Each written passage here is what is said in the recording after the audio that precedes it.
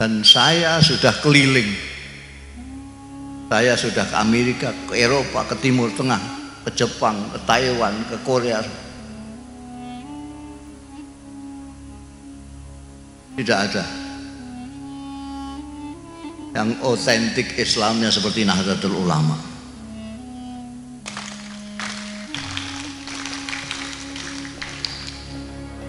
Saya sudah ketemu dengan Grand Syekh Azhar, Grand Mufti Syria Syekh Hasun, Grand Qatar.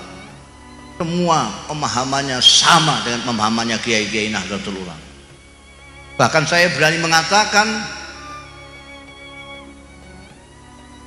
yang disebut Sawadul A'zam itu adalah orang-orang NU. Barangkali ada kiai-kiai yang mau mencari dalil yang lain. Dalil saya adalah,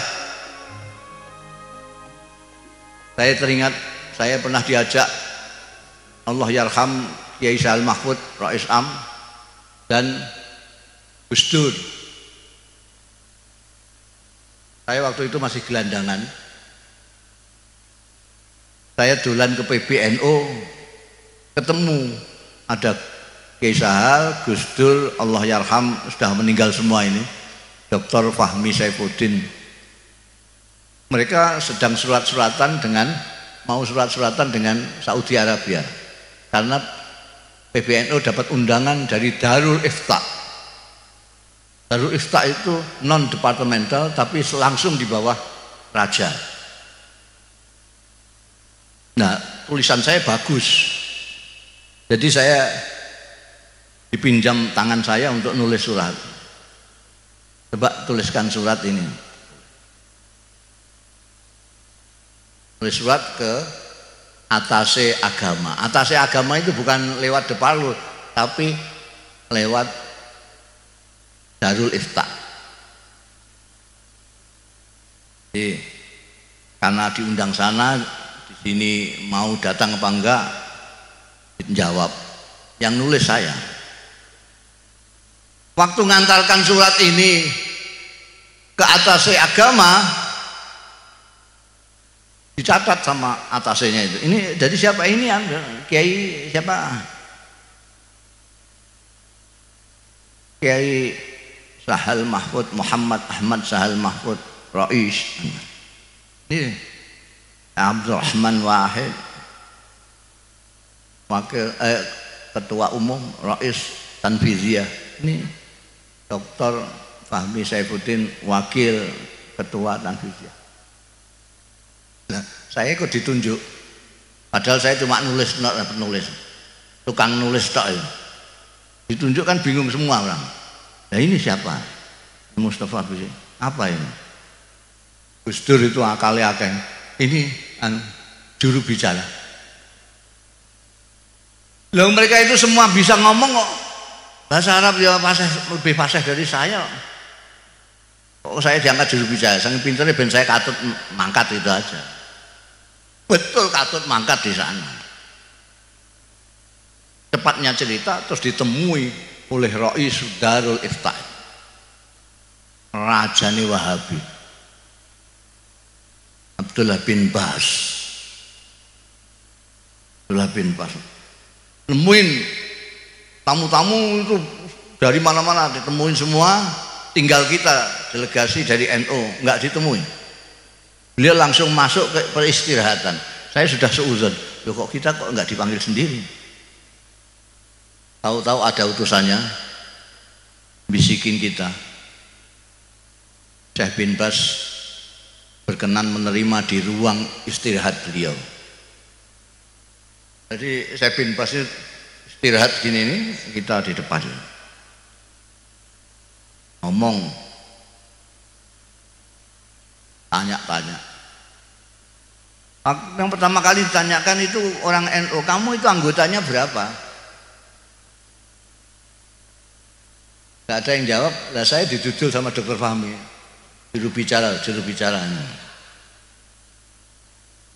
Ya saya terus ngomong, 50 miliar ya Syekh. Waktu itu saya karang 50 juta sen. Dia itu dari begini terus jengkel 50 miliun. Begitu dia kaget, saya terus seneng saya. Saya tambahi, wa yumkin aksar min zalik ya syekh.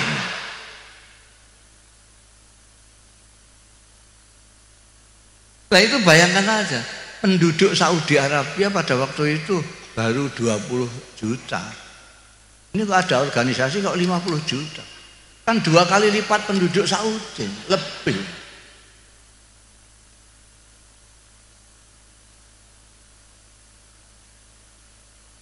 Ketika ditanya, itu yang biayai siapa? Tidak ada, sampai juru bicaranya pun tidak bisa jawab itu. NU tidak ada yang biayai, lillahi ta'ala semua.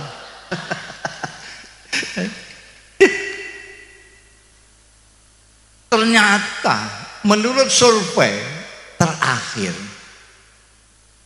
NU sekarang ini 80 juta.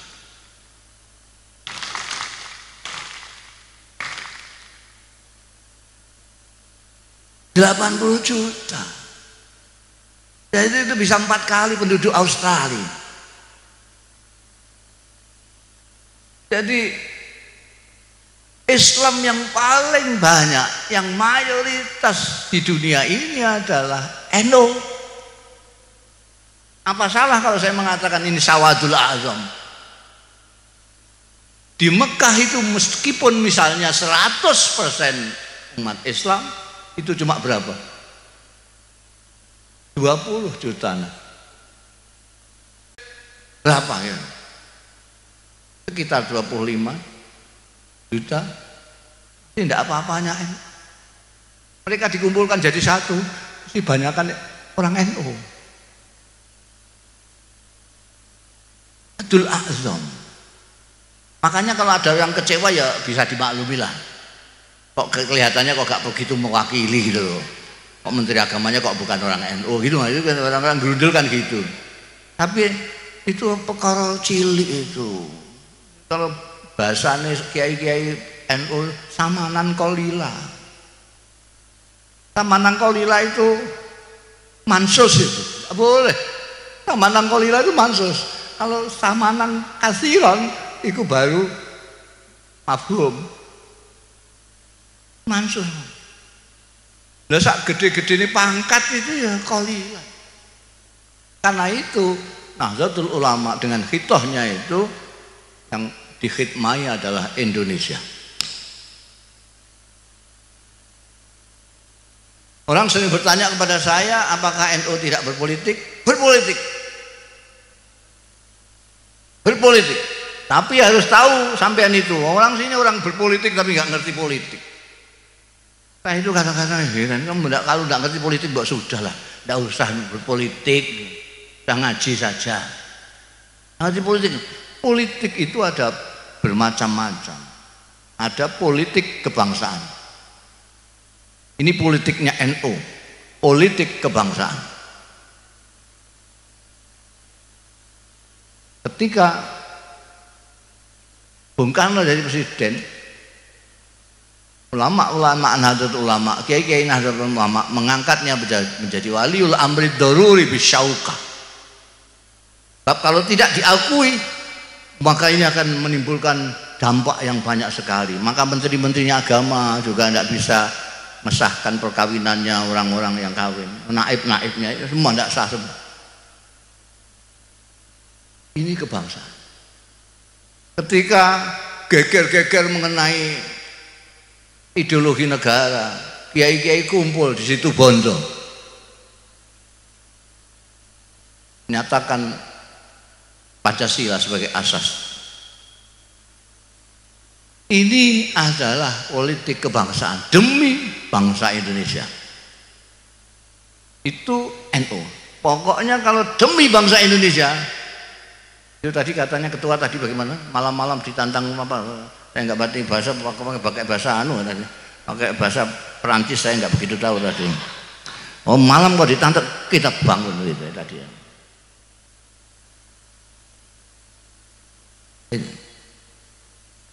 Jadi apa namanya?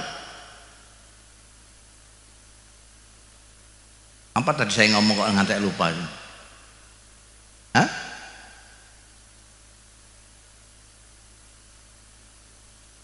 Apa nih? Politik kebangsaan. Jadi kita politiknya politik kebangsaan, membela kebangsaan. Jadi kita tidak peduli kita akan diikutkan pemerintahan atau tidak, meskipun Rais Am kita diambil untuk jadi wakil presiden, tapi nanti kalau ada pemerintahan ini tidak berpikir tentang Indonesia, kita akan kritisi, kita akan tentang, karena kita loyalitas kita kepada Indonesia. Politik kebangsaan. Dua, ini yang agak sekarang sudah jarang. Dulu kiai-kiai itu cirinya adalah ini, politik kerakyatan. Jadi kalau ada rakyat waktu berkelahi sama pengusaha, maka kiai akan mesti membela rakyat. Kalau rakyat berhadapan dengan pejabat, kiai akan guri-guri ini akhir-akhir ini terus enggak gitu ya. Rakyat dengan pengusaha, kiainya ikut pengusaha, rakyatnya yang mate. Kasihan. Ini politik rakyat. Yang ketiga ini yang paling suka orang NU ini, ketarik syahwatnya besar sekali. Politik kekuasaan atau yang disebut politik praktis ini. Politik. Kenapa orang NU pada gak kuat syahwatnya ke politik praktis? Karena kita pernah menjadi partai dan sukses. Partai Nahdlatul Ulama itu sukses sekali.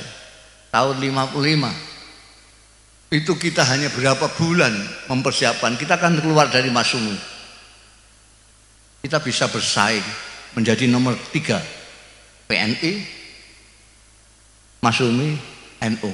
PKI kalah dengan kita. Luar biasa. Nah, yang politik kebangsaan dan kerakyatan ini yang perlu kita pupuk terus untuk meneladani kiai-kiai kita yang,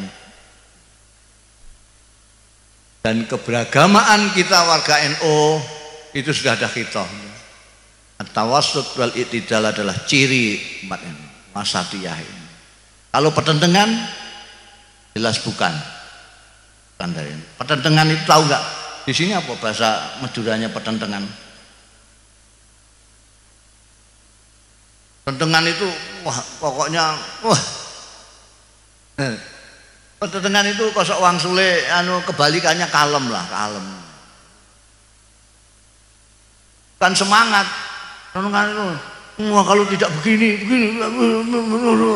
pengen marah terus gitu. Pengen marah. Oh, kita itu santai karena kita punya dalil banyak, jadi kita santai. Yang punya dalil sedikit, dan itu yang kenceng-kenceng itu mulainya dari kota. Sampai perhatikan, sampai kalau meruntut sejarah, maka keberagamaan yang kenceng-kenceng bermula dari kota, dari kampus-kampus. Dan itu bukan dari bangsa IAIN, apalagi dari pesantren, tidak. Itu dari sekolah-sekolah sekuler itu, sekolah-sekolah ekstak. Koyo-koyo seolah-olah itu karena merasa baru, jadi terus semangatnya berkobar-kobar sampai lupa yang benar mana, yang tidak mana. Malah ada yang gayanya itu kita harus kembali ke Quran dan hadis. Itu orang awam disuruh kembali ke Quran dan hadis, dia saja nggak paham.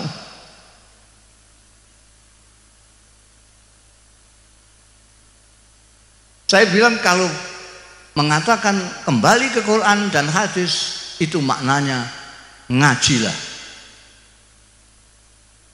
maknanya ngaji. Kalau mengatakan Quran kembali ke Quran tapi yang dimaksud Quran terjemahan Depak, ya sama aja bohong. Tidak bisa. Quran ini tidak bisa diterjemahkan begitu saja, tidak bisa. Harus ngaji. Karena Quran, untuk mengetahui Quran, untuk memahami Quran itu harus ada ilmu, harus mengerti ilmu lughah bahasa Arab, harus mengerti badi', bayan, mengerti balaghah, harus mengerti ilmu Al-Quran, mengerti tafsirul Quran, mengerti asbabun nuzul. Banyak yang harus dipelajari. Enak saja lihat Syekh Google terus. Harus ngaji. Jadi tidak usah terpengaruh. Sampai orang-orang NU sudah mantep saja lah, ikut kiai, kiai-kiainya juga ikut Mbah Hasyim Asy'ari. Udah gantung saja ini. Kayak tasbih itu di sini di atas sudah ikut Kanjeng Nabi, ke bawah kita gandulan saja. Kita ikuti ajarannya yang santai, kan? Gampang, tapi jangan gemampang, jangan digampang-gampangkan, ya gampang sajalah, tidak usah disulit-sulit.